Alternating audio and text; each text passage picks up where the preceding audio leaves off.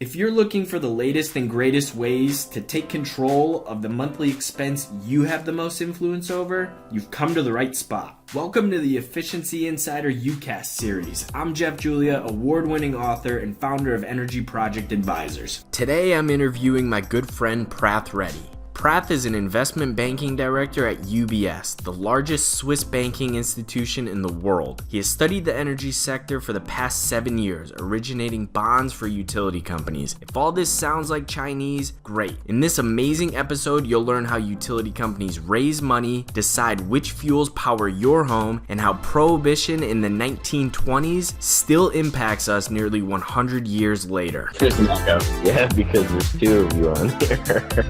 Hold on. Say the point you want to make the point, and re-say the point you just made. Taco Belly. It's a real treat to have Prath on the show. So, Prath, welcome. Thanks, Jeff. Appreciate it. Glad to be on.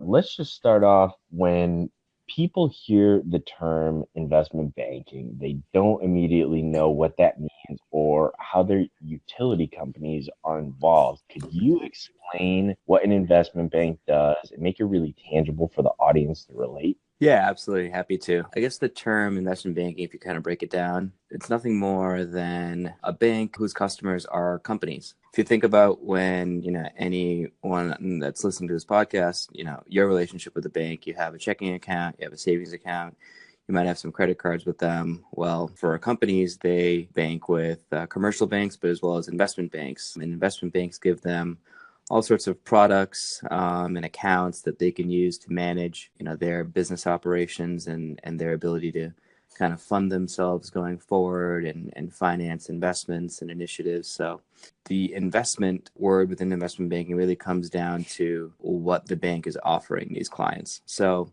when a company raises money, they usually do it either in the form of equity or in the form of debt. For equity, usually that means stock. And if it's a publicly traded company, then they're going to list, securities and specifically equity on like a nationally recognized stock exchange like New York Stock Exchange. And if it's debt, then, they're going to issue bonds. And bonds are nothing more than loans that rather than the money coming from banks, it's actually coming from a pool of investors. And the bank kind of sits as the intermediary between the company that's trying to raise this money, either in equity or debt, and then the investors on the other side that want to buy that equity or debt. So how that kind of loops into utility companies, most of the larger utility companies in the US happen to be large publicly traded companies that are listed on the New York Stock Exchange. Some of the bigger players hold kind of somewhat monopolies in certain regions. And as an investment bank, it's our, duty and obligation to these clients to help them navigate the various equity and debt capital markets whenever they want to raise money for funding any type of investment that they're trying to look to fund in their regions. And this could also include them acquiring other utilities to become bigger, have larger scale, and hopefully kind of service their clients and their territories better. Got it. When a utility company is working with you to create bonds, what kind of projects are they doing this for? Yeah, it could be a host of different things. Typically, utility company will have two different types of investments in any given year. The first investment's kind of called maintenance capital expenditures. So that goes into kind of making sure that the existing infrastructure continues to get the proper investment to run and operate efficiently and smoothly. So that's literally like, sending out crews to fix like down telephone poles and upgrade, certain areas of the grid that just, might be seeing more load capacity because more people are, beginning to move into those areas, literally just maintaining the existing network. And on the other side of the investment landscape, they're also trying to raise money for growth CapEx or growth investments. And that could mean anything between acquiring a smaller utility in the area so that they can expand their footprint, or it could mean building a generation plant to, actually source the energy that they need to distribute to their customers. It could mean building transmission lines from scratch to access certain areas of their grid that are currently not being supported. So anything that's beyond the scope of what they already have kind of falls into that growth bucket. Got it. So when a city is growing and there's more demand being placed on the electric grid, these utility companies work with an investment bank to raise money to meet that growing electric demand, expand the grid, maybe purchase a smaller utility company within that local region, inevitably increase the energy capacity the electric grid has, correct? Yeah, that's exactly right. And the companies themselves will have internal groups focused on these types of initiatives. So we really come in as external advisors to help them think through those ideas, as well as provide them the capital and the resources to actually get it done. Got it. So what are some of the common challenges these utility companies face? Is it government regulations? These bonds need to be approved by voters. Yeah, it's kind of all of the above. I would think that the biggest hurdle that these utility companies have to face all the time is their regulators. And the regulators are these, government entities called public utility commissions, or Right. PUCs for short. So these PUCs, they pretty much are the regulators for every one of these utilities in their specific jurisdictions, and these guys really set the exact amount of money that any one of these utilities can make in any given year. They establish a certain return on equity that they can't surpass in any given year, and really they're there to protect the end user, the end electric customers, because these utility companies are essentially monopolies. These PUCs have come in to kind of help protect the interests of these captive customers effectively. They determine how much the utility can invest in whatever projects that they bring forward to the commission. How much it can charge, what kind of profit margins can be had. So really, they're operating at the mercy of the public utility commissions all the time. Now, this applies also to people and businesses who pay a natural gas bill too, not just an electric bill, correct? Yeah, that's certainly the case because the infrastructure is very similar, and I believe that some PUCs have kind of the authority to also regulate the distribution and the sale of natural gas as well. What are some of the growing issues that utility companies are facing in the energy markets in general? I mean, is it rising costs? Is it increase in regulations? I mean, are international conflicts impacting prices? Give us a lay of the land. What all is going on in the energy space right now? Traditionally, these utility companies have enjoyed, the monopolies that we've talked about, kind of being in those target service areas. And while, they have to answer to the PUCs, they do enjoy kind of, all the benefits of being a monopoly. Now, the rise of kind of rooftop solar, and, customers kind of taking energy consumption and creation into their own hands is definitely a challenge that I think a lot of these utility companies are going to have to face going forward. How are they going to balance the the amount of money that they're going to be charging to their customers when their customers kind of turn around and say, well, we don't really need all that energy that you're providing us to begin with. We're providing our own.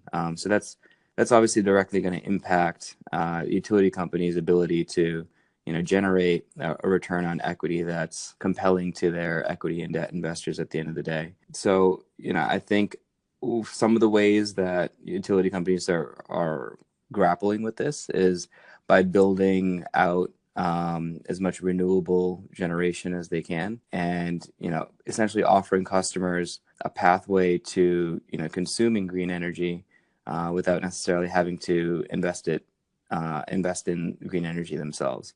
So, and in reality, that's exactly what we kind of want to see across the country. We want to see where these utility companies source their energy from become greener over time, because, I don't think that everybody is capable of harvesting their own energy at the end of the day. There's people that live in apartment buildings. There's corporations that just don't have the bandwidth to do so. Not everybody has a house, in Arizona with 3 acres of land where they can harvest their own energy. So I think it's a good thing. I think it's a good trend. And, I think some utility companies across the country are doing a better job than others, trying to get ahead of the curve.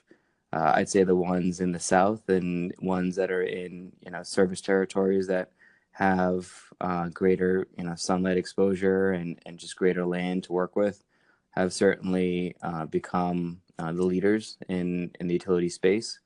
Whereas others that kind of operate in more confined environments or where the political landscape isn't exactly, conducive for them to switch from coal or something else that's less green to something that is more green, because the politicians in the area just don't want it to happen, or the customers in that area just don't want it to happen. So, I'm thinking of like a West Virginia, coal mining town, or somewhere, somewhere else where, there just isn't as much demand for, going from dirty to green. Yeah, Pennsylvania to Wyoming. Yeah. Interesting. Well, that's a great segue to this next point I want to discuss with you.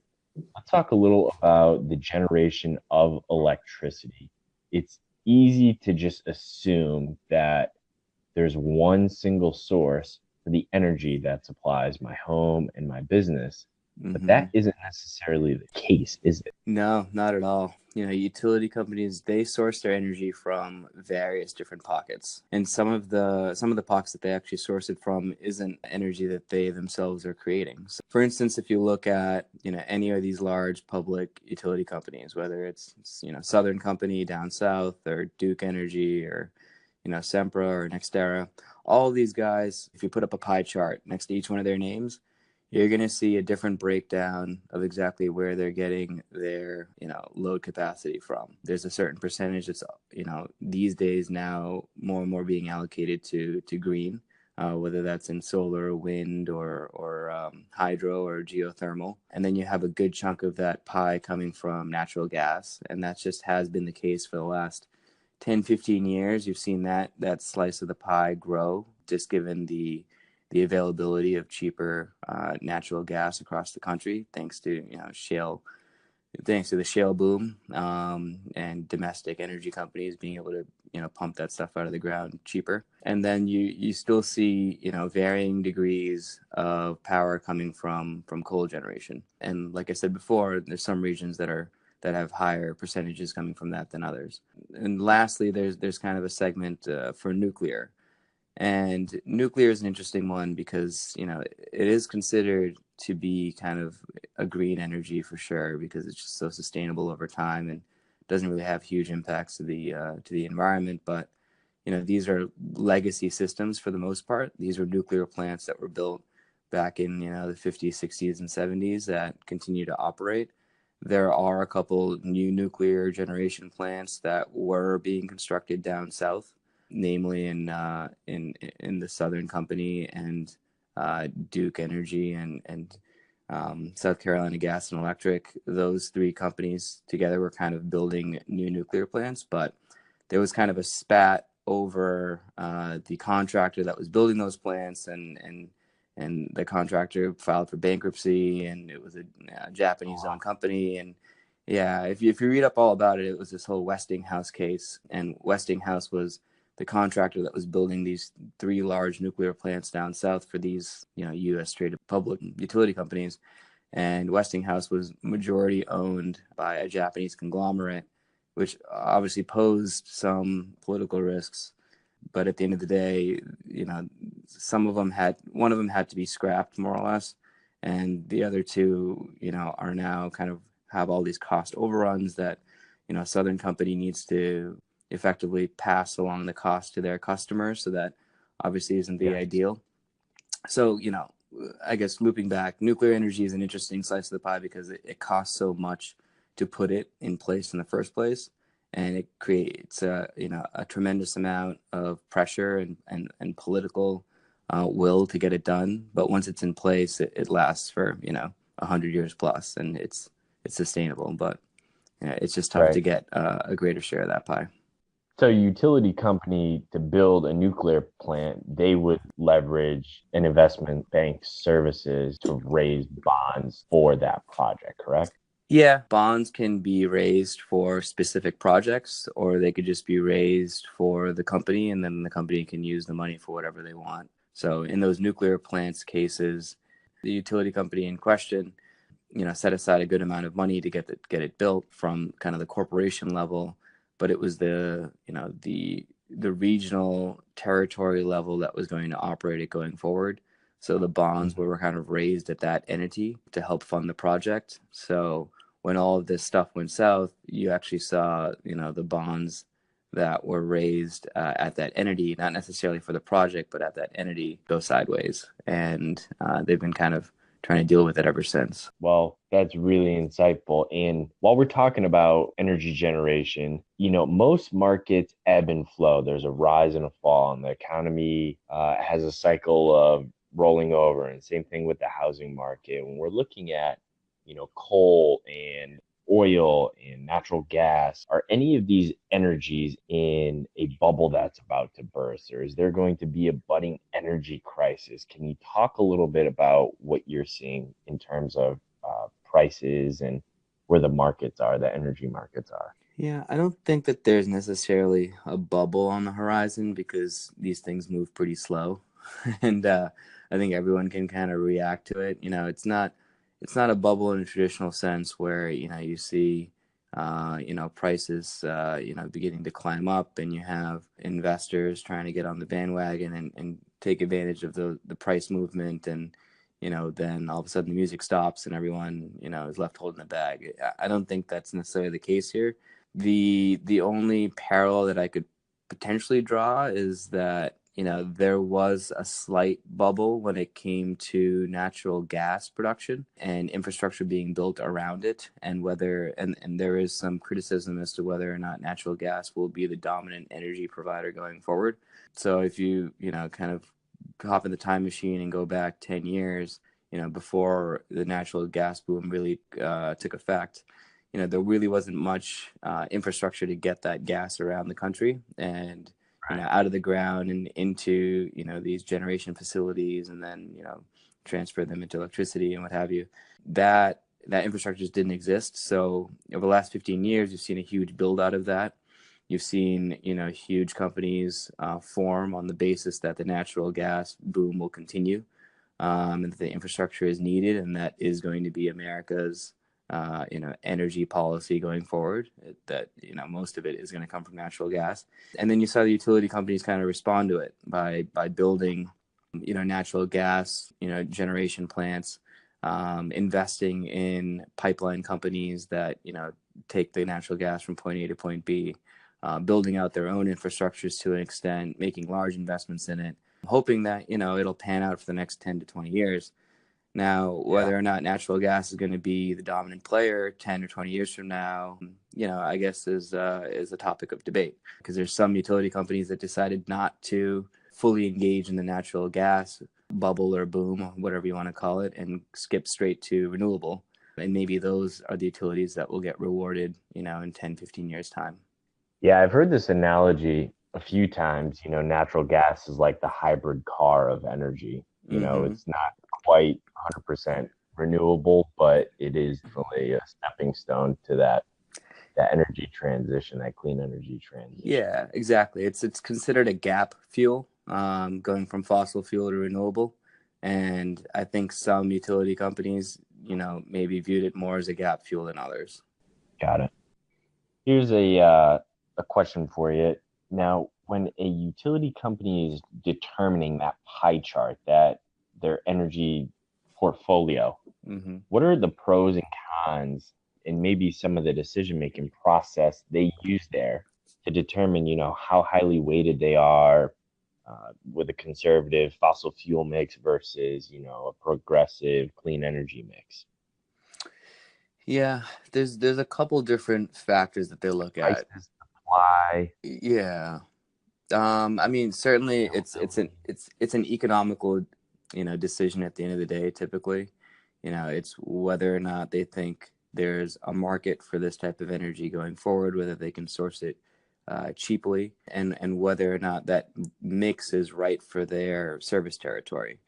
Like I said before, a service commission or a public utility in the Southwest will have a much different mix than one in the Northwest. The Southwest will have predominantly solar because they'll take advantage of that renewable resource, and in the North it'll probably be hydroelectric. Now, when it comes to changing the portfolio over time, which I think is what all these utility companies are always thinking about, they're going to figure out, they're going to create kind of projections. They're going to create projections from economic models that they have on what the demographics is going to look like for their service territory, 5, 10, 15, 20 years down the road, based on, all these, economic consensuses. And they're going to come up with like a load number. They're going to say, this is how much, power our territory is going to consume in the year 2025. Now, what mix of electricity is going to be most cost efficient for us in 2025 versus what our mix is today, based on where we think prices are going to go for each one of the different, energy pools we can tap into. And then on top of that, there's a layer of, well, what's the investment cost to bring our, coal capacity from 25% down to 10%, and increasing our natural gas from 65 to 80%. Is there a is the cost benefit analysis there? Does that make sense for us over the 7-year time horizon that we're looking at?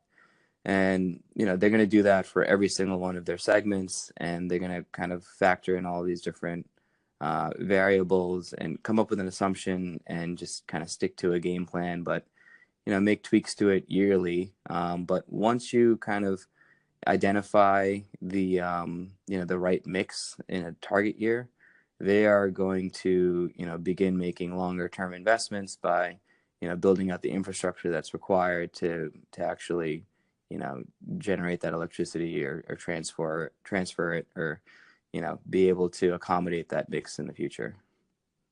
So Yeah, it's interesting. it's a lot of different variables, probably more variables than we can discuss on a podcast.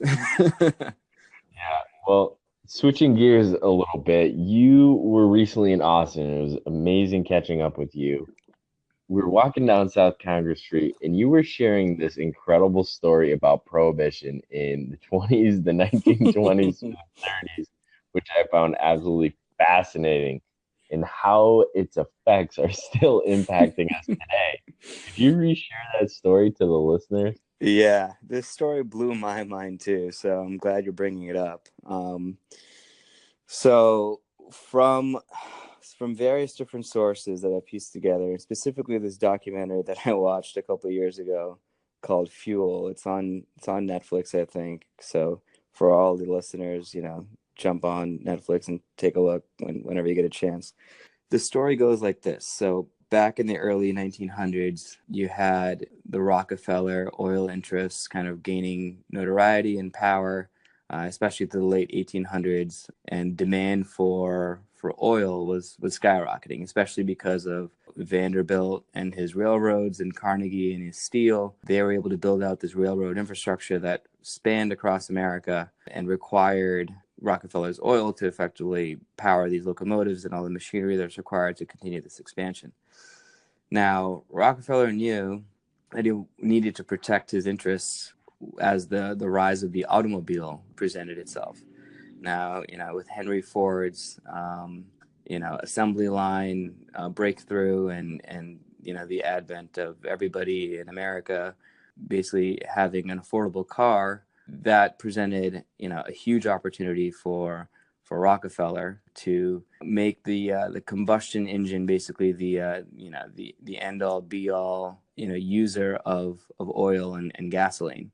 And he knew, and the people that produced these engines also knew, that the engines can actually run off of gasoline, but they can also be run off of alcohol.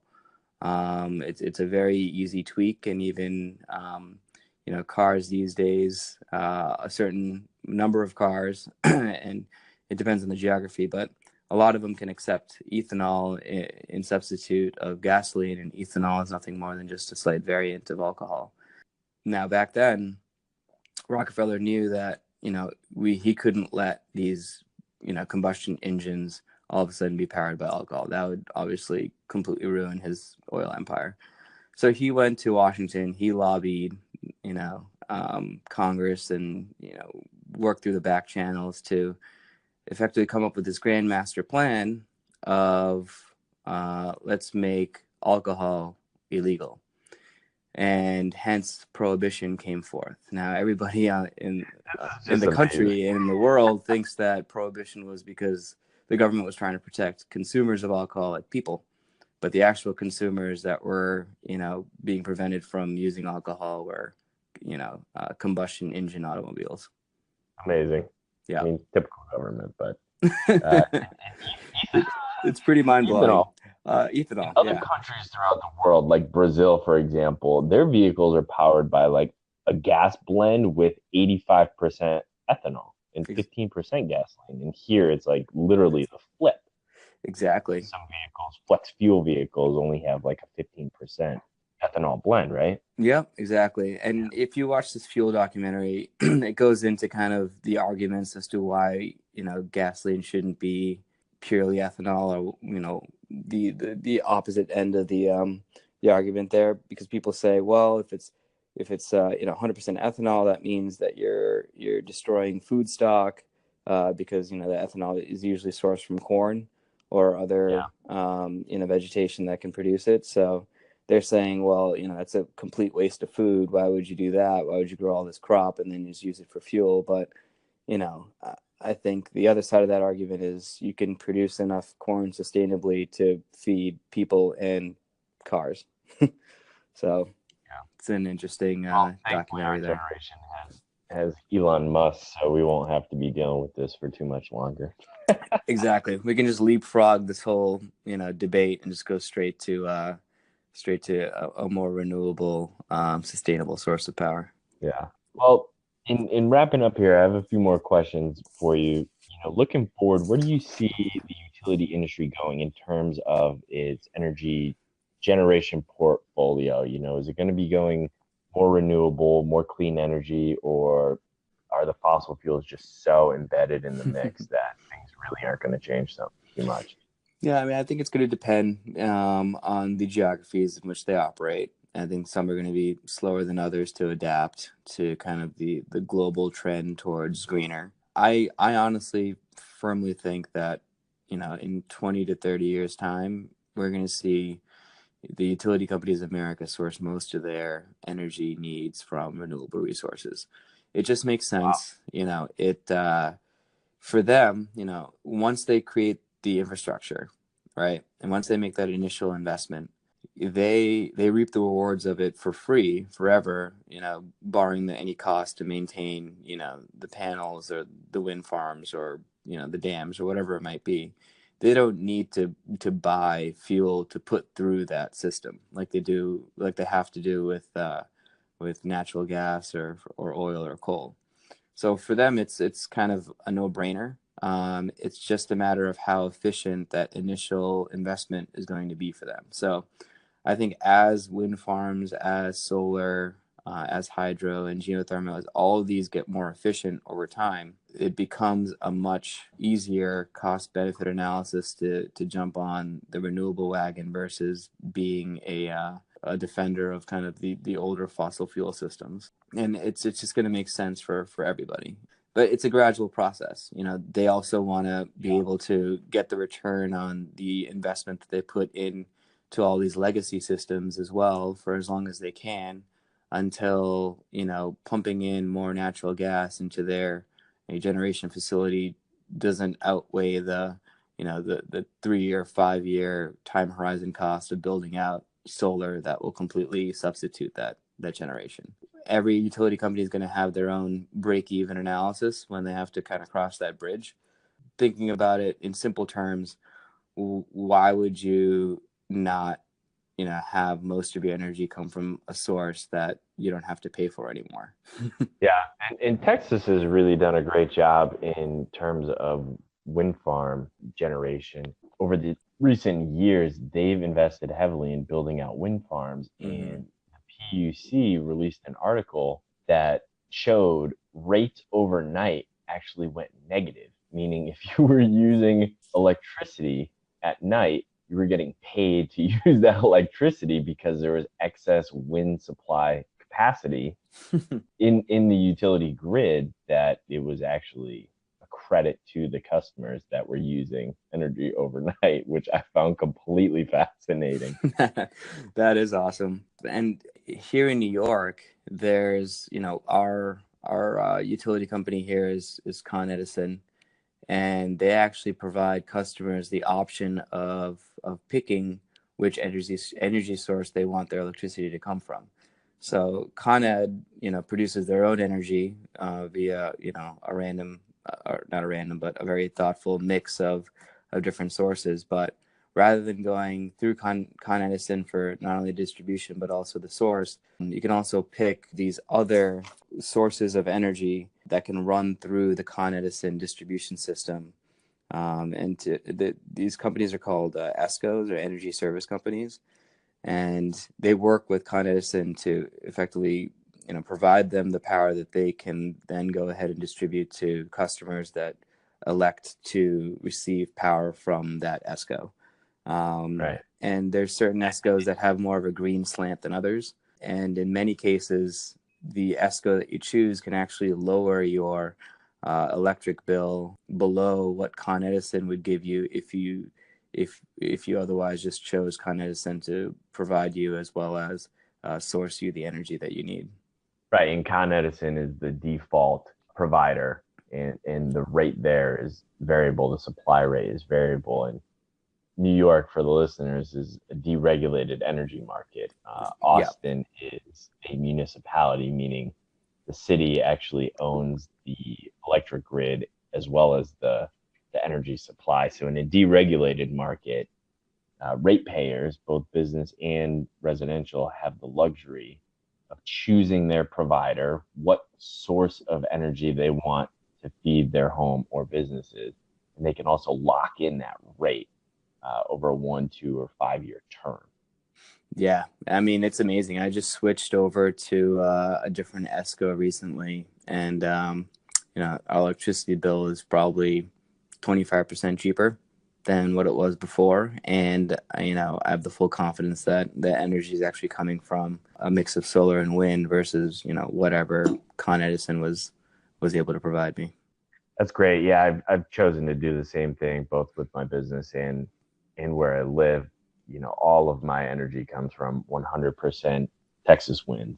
That's awesome. One question for me, and I know you need to make your disclaimer here, but for the listeners who have investments in the utility space, can you shed some light on maybe where you see things, good investments, bad investments, things to be careful of? And I know you have a disclaimer.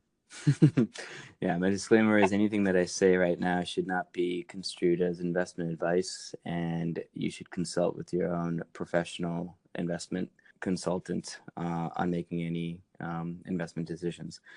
With that disclaimer out of the way, I would say that there are, a host of different publicly traded utility companies that anybody can purchase, and it would be a good addition to your portfolio in the context of, an appropriate mix of other asset classes and other sectors that give you a well-diversified portfolio. So I wouldn't say to your listeners out there, if you're gung-ho on energy and gung-ho on, renewable energy specifically, put all your eggs in one basket and only buy, renewable energy companies in your portfolio.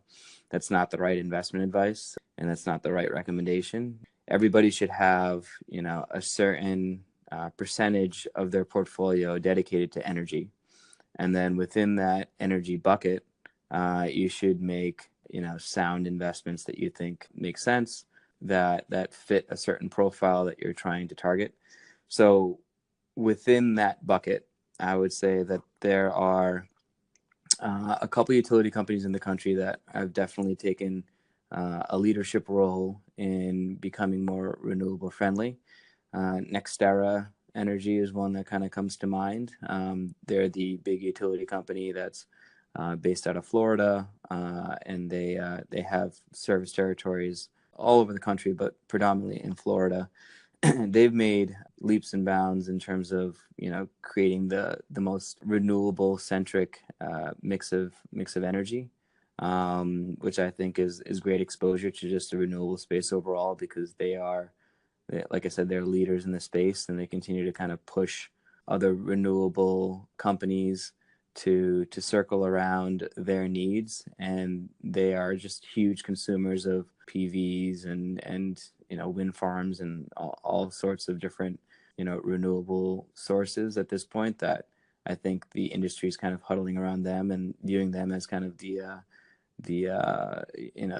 best in class type of utility when it comes to this stuff. So I would highly recommend them. Outside of those guys, I mean, natural gas is still obviously a play that won't go away for the next 5 to 10 years. So if you're trying to buttress your portfolio to not only take advantage of kind of the longer term or long run trend, which is towards renewable, but also capture that kind of short term demand with natural gas, I think some of the bigger pipeline companies in the US are attractive investments. There's a couple larger companies that own a lot of that infrastructure.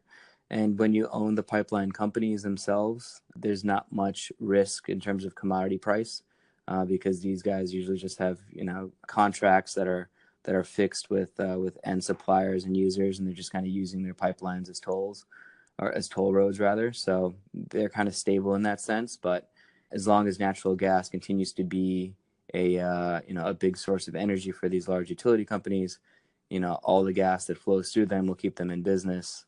So I think a pipeline company is kind of a natural place to land for an intermediate term investment. So some of the higher rated companies and higher quality companies in the US would be like Magellan Midstream or Enterprise Product Partners. There's a host of them. There's a couple of them that are in MLP format versus C Corp format, which might pose some risks, and we can talk offline what the differences are between the two.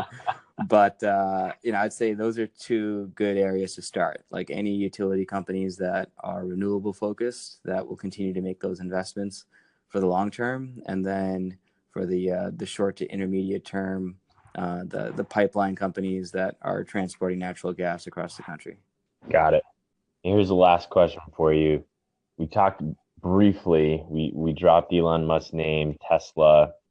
When we're thinking of electric vehicles and how these auto manufacturers have been announcing, full fleets of electric vehicles coming in, 2019 and 2020, how are utility companies preparing or failing to prepare for this massive influx of EVs, electric vehicles, that are going to be plugged into the grid at everyone's homes overnight over the next decade? Mm-hmm. Yeah, I mean, I think it's a little bit of a paradigm shift, to be honest, that they've already kind of figured out. What they're doing is they're making all the investments to increase the load capacity on their system, right?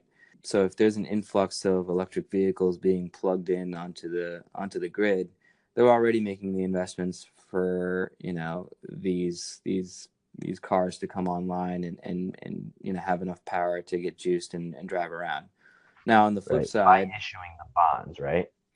Well, yeah, the bonds are just kind of an ongoing investment. I mean, I don't think that any utility companies are raising bonds specifically to build out a certain segment of their grid versus others. I think for the most part, they just know that load capacity, the amount that they can actually generate on a daily basis, are the two numbers that they have in mind. And they're just going to continue to make those investments to power their grid as a whole. In terms of, increased electric demand from cars specifically, though, that means that over time there'll be a paradigm shift from fossil fuel driven cars to electric driven cars. So that means that the demand for fossil fuels, gasoline and oil, should go down over time, and the demand for electricity will go up.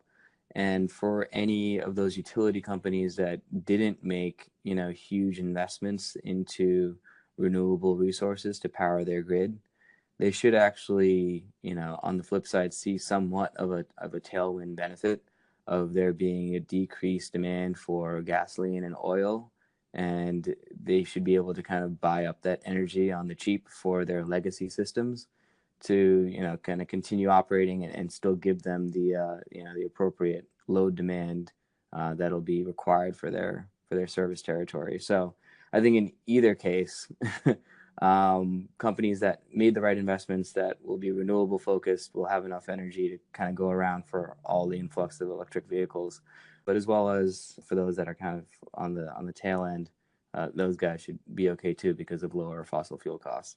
And I'll just say, just to end it off, I mean, when we think about the future and electric cars, I think a lot of us kind of think of the model of the infrastructure that's in place for gasoline powered cars. Like you drive your car to a gas station, you pump it with fuel at a pump, and you drive off. Now, I think the early iteration of electric cars has seen kind of something similar. So you have like the Tesla charge up stations here and there. But I think in the future, when you have, a proliferation of electric vehicles on the road and that just becomes the standard, I mean, I wouldn't be too surprised, and I don't think it's too far-fetched to say that you'll just have kind of embedded charging mechanisms within the ground on highways and streets and parking lots where you just simply drive over them and you're not even actually consuming energy. You're actually charging up as you're driving along. So I mean that is the ultimate, I think, goal of an electric world, and a world where there's electric cars is, you're free to drive it wherever you want, and you never have to even worry about charging it. And whoever the electric grid is in that area where those charging streets or charging spots are just responsible for that area. And you as a consumer, you pay by the second or by the minute in whatever service territory that you're in. So it doesn't even come down to you paying an extra bill at home because that's where you're charging your electric car. I think in 50 or 100 years, it's just wherever you are is whoever you're paying it to. Amazing. Well, Prath, I'm so happy I was able to pin you down, and this has been incredibly enlightening and just fantastic. So thanks so much for joining me today on the show. Of course. Thanks, Jeff. I appreciate being on. And, if any of the listeners have any questions, I encourage them to reach out. You can reach me on my email, prathreddy@gmail.com, or you can find me on LinkedIn. Sounds great, man. All right. Awesome. Thanks, Jeff. If you enjoyed this episode, share it with a friend. And to receive our latest episodes in your inbox, join the Insiders list below.